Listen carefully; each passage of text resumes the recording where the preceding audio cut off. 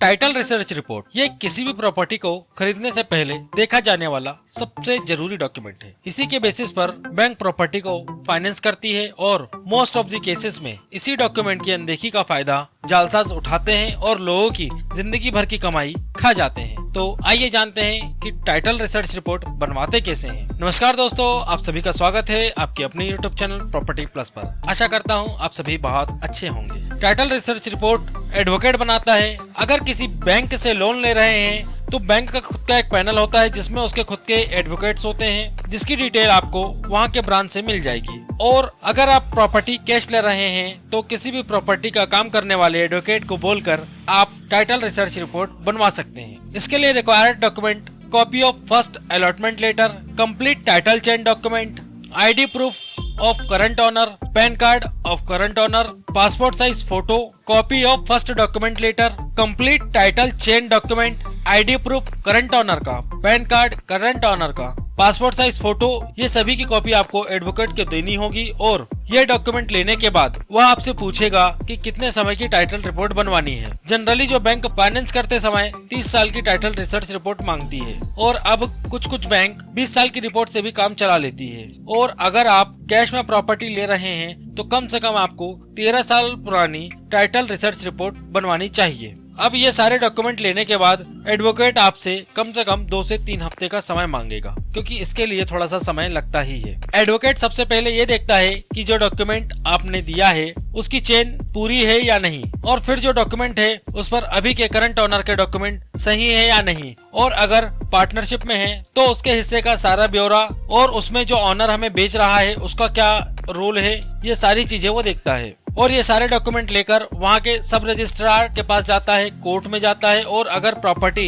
Industrial है तो उससे रिलेटेड ऑफिसों में जाता है और वहाँ पर पता करता है कि क्या करंट ओनर ने उस प्रॉपर्टी को ट्रांसफर किसी के दूसरे के नाम पर किया है या नहीं। प्रॉपर्टी अगर कहीं गिरवी रखी हुई हो तो उसके बारे में भी पता करता है। अगर प्रॉपर्टी पर किसी प्रकार का कोई लोन बाकी है तो वो देखता है, और अगर किसी भी प्रकार का कोई टैक्स बचा हुआ है तो वो चीज भी वो चेक करता है। चेक करने के लिए वहाँ की कुछ फीस लगती है, वो उसे पेड करता है, और फिर उन ऑफिसों से जो उसको डिटेल मिलती है उसके आधार पर वह अपनी एक रिपोर्ट बनाता है, जिसके लिए वो उस प्रॉपर्टी की 2 नई फोटो के साथ एक स्टैंडर्ड फॉर्मेट में प्रॉपर्टी के बारे में सारा कुछ लिखता है कि उसे चेक करने के लिए कौन कौन से डॉक्यूमेंट दिए गए हैं। उन डॉक्यूमेंट को देखकर उसने क्या निष्कर्ष निकाला है, डॉक्यूमेंट ओरिजिनल है या फोटोकॉपी, डॉक्यूमेंट की जांच एडवोकेट ने सब रजिस्ट्रार के ऑफिस में की है, क्या लास्ट टाइटल की कॉपी ली गई है, क्या सर्टिफाइड और ओरिजिनल कॉपी का मिलान किया गया है, क्योंकि उनमें एक जैसी डिटेल्स का होना जरूरी है।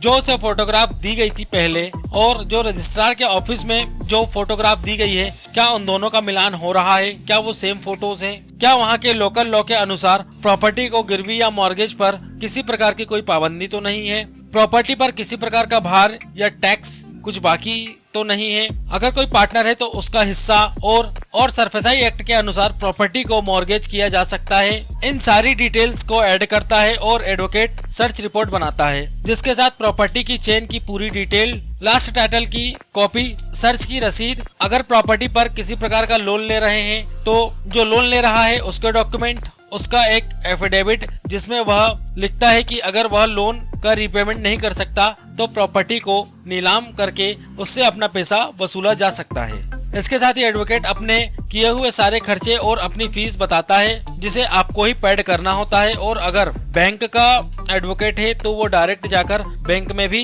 ये सारे बिल लगा देता है, जो कि आपके लोन के साथ में ऐड करके दे दिया जाता है। तो ये तो रही टाइटल रिसर्च रिपोर्ट। अब नजर डालते हैं सरफेसाई एक्ट के ऊपर। अब आप ये सोचेंगे कि ये क्या भला है, तो मैं आपको बताता हूँ कि ये जो सरफेसाई एक्ट है ये सिक्योर लोन यानी एसेट्स पर काम करती है, और ये सन 2000 में ही आया हुआ है। ये जो एक्ट है ये बैंक को अधिकार देता है कि अगर लोन का रीपेमेंट नहीं किया तो बैंक खुद ना जा करके किसी दूसरी एजेंसी को आपके डॉक्यूमेंट दे सकती है, जिससे वो उसका पैसा निकाल सके, यानी रिकवरी एजेंसी हायर कर सकती है। तो दोस्तों ये थी टाइटल डॉक्यूमेंट और सरफेसाई एक्ट की पूरी जानकारी।